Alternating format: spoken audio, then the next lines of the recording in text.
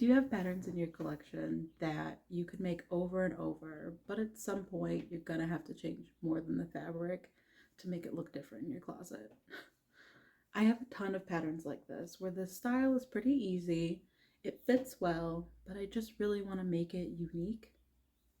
In order to do that, I'm going to show you a pretty simple color blocking technique where we're freehand drawing lines across the pattern and creating new shapes without changing the fit very much. You can use this method on light colored fabrics without color blocking to give just unique style lines. You can also use it to create texture blocking in the same colorway, which would be really interesting. And you could do a lot of different things with it. You could add piping or ribbon or something into the style line. And it's fairly easy to make. So today I'm going to show you how to do the pattern alteration, and then next week I will show you how to sew it because it is a bit adventurous to sew. I'm looking into how to start altering patterns a little bit to make them your own. This is a really, really great start for you.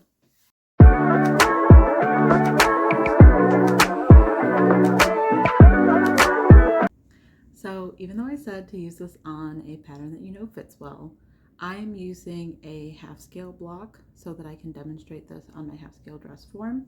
First thing I'm doing is rotating out my bust dart, which means I'm going to trace my neckline and shoulder and my armholes. I'm also going to trace up to the top portion of the dart and my center front seam line. Then I'm going to hold the bust point and rotate so that the bottom leg of the dart meets the top leg. Tracing out the side seam, and you can see where I closed that bust dart. Now I'm truing my pattern outline, which just means making sure all of the curves match each other.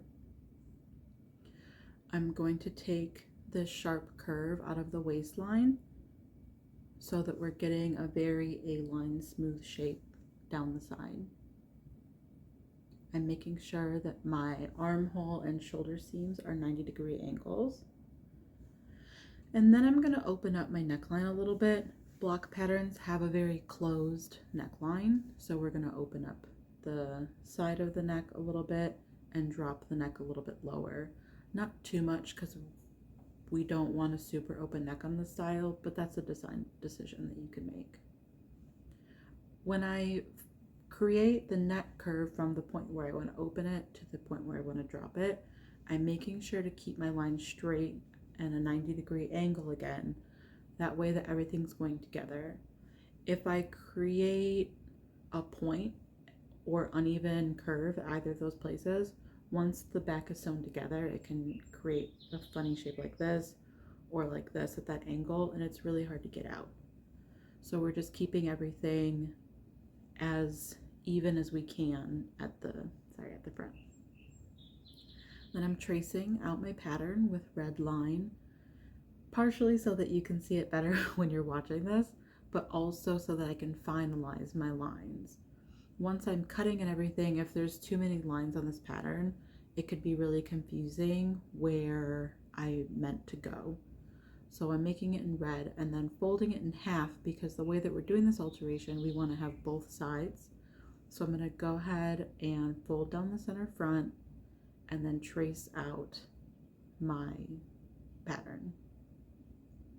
You can see I made a little mistake there, so I just X'd out the line that I don't want to use so that I don't confuse myself later.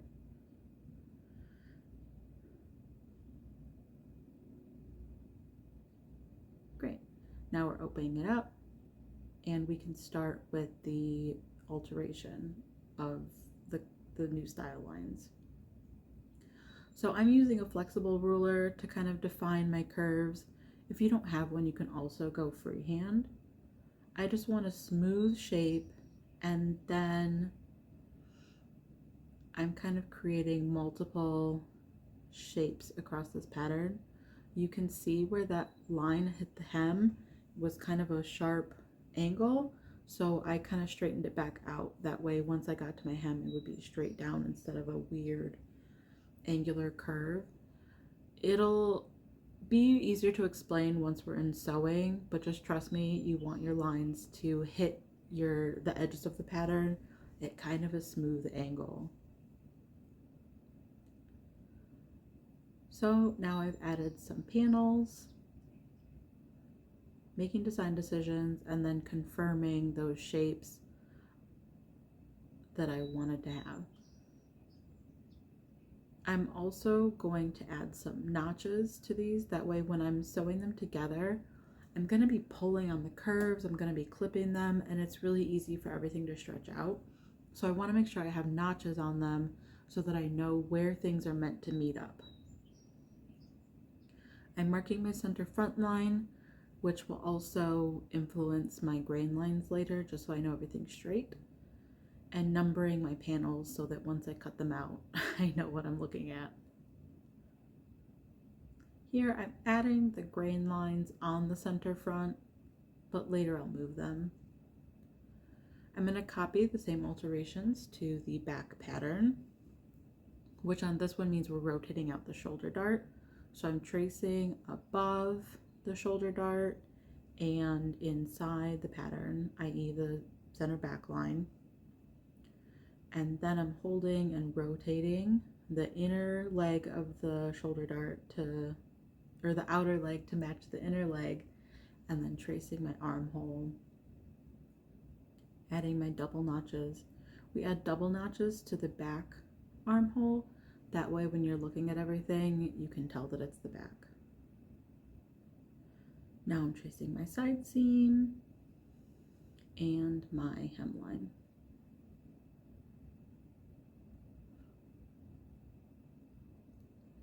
Now we're going to true this pattern outline. Again, just confirming all of our lines that we've created so far. We're going to copy down our center back, create this curve at the hem. I'm making sure that I have a right angle at the center back line so that, again, I don't end up with a weird shape at my hem. And dropping out this waist curve. At the shoulder, I want my neck alteration to match the front neck alteration so that my shoulder seam is the same length. But at the center back, I don't want to drop it as much as I did in the front. Open it up a little bit though, just because I don't want it to be super high on the neck. Also matching up my shoulder just so that I can make sure I'm getting a nice smooth line here, and we're not going to have any sharp angles that we're going to have to try to eliminate later because it will just be a huge pain in the butt. Tracing out the back with a different color, again, so I can have you guys see it better and also to confirm where I drew those lines. Making sure we copy our notches, and then I'm going to add the notches from the front and lines where the panels should line up, because once you get the panels, I want them to look smooth all the way across. Creating my center back line. I'm not going to do this one on the fold because you need somewhere for a zipper, and I personally feel that a zipper looks better on your back than on the side. On the side, it can create like too much bulk and really stiffen the seam, even though it's easier to zip by yourself. And then I'm going to line up the center backs on these so that I can kind of keep them still and do the same method that I did on the front with my flexible ruler. But I want to make sure again that I'm extending the lines from the front panels onto the back. I had a notch on the side seam, and I'm kind of starting that line so that I know how I want it to go and I don't end up with a sharp, unnatural curve on it and it looks like a continuous panel.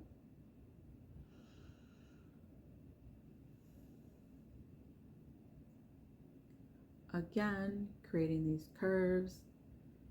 In theory, once you cut out all of these panels, you could tape them together so that you have one continuous panel, that would go around. So instead of having, I don't know, 12 pieces, you would have 5.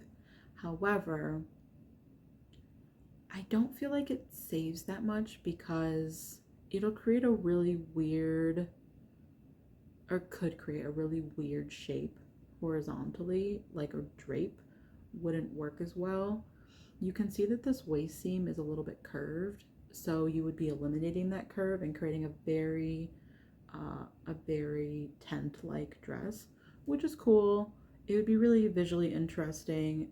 It would make a really interesting looking pattern, but I prefer to leave myself some fitting lines, even though I know that this pattern is made to fit.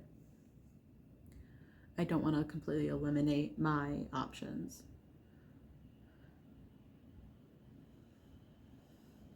I'm also adding annotations here, again, adding my grain lines.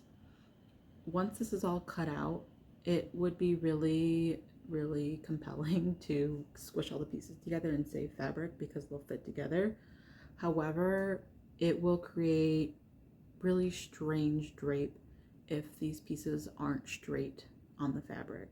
So you want to make sure that you're cutting them on the straight grain. I'm going to end up adding what color each piece is going to be so that I have a, you know, a black stripe across the middle, or however you want to do your color blocking. I'm cutting it out as one big back panel and one eventually big front panel because I do not want a bunch of pieces flying around my workspace.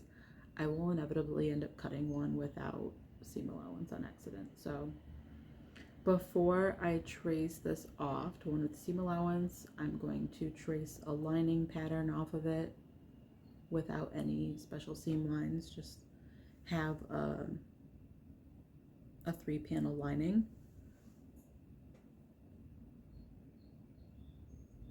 So this is going to be my back lining. I only need to trace one because they'll be the same. I'm adding seam allowance.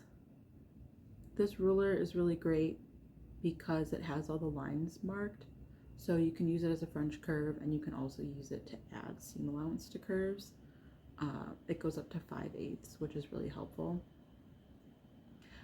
Because I'm using a half scale, I'm using less seam allowance than I would on a full-size pattern.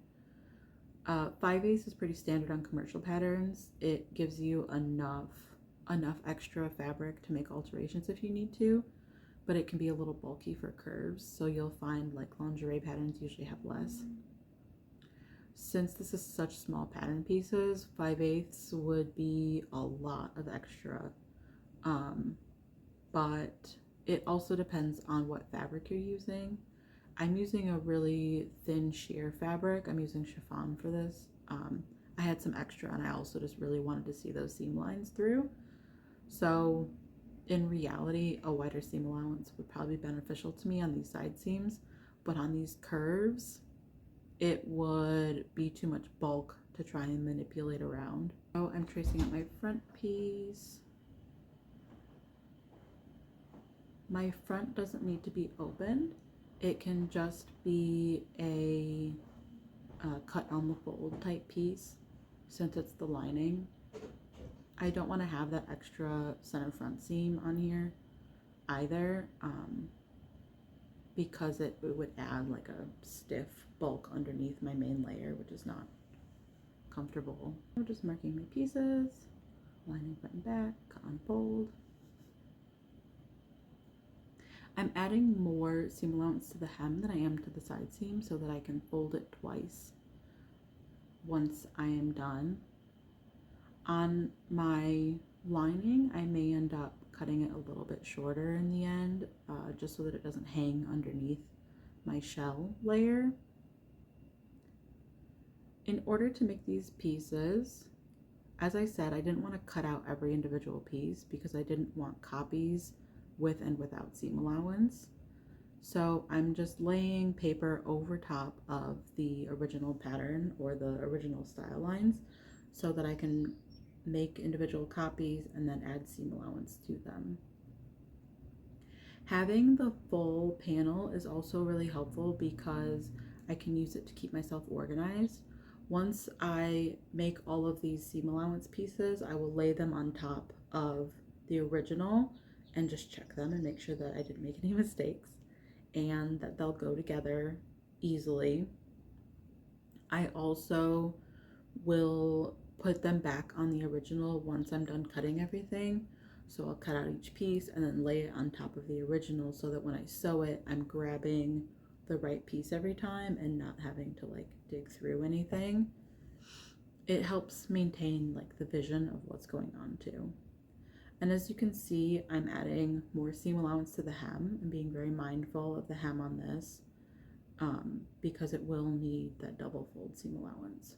So each piece here, just copying, making sure I'm copying all of my annotations, those notches that are gonna become super important in our next video. I hope that you enjoyed this. I hope that you feel confident that you could do this alteration. It is a very simple alteration to make. It is a little more complicated to sew, but with a little experience and some mindfulness in your creating the style lines, I really think that it is not hard to accomplish. And I will absolutely show you how to do that next week. Until then, I'm going to keep tracing out these pattern pieces. I'm not going to make you watch me do every one of them because it is a task.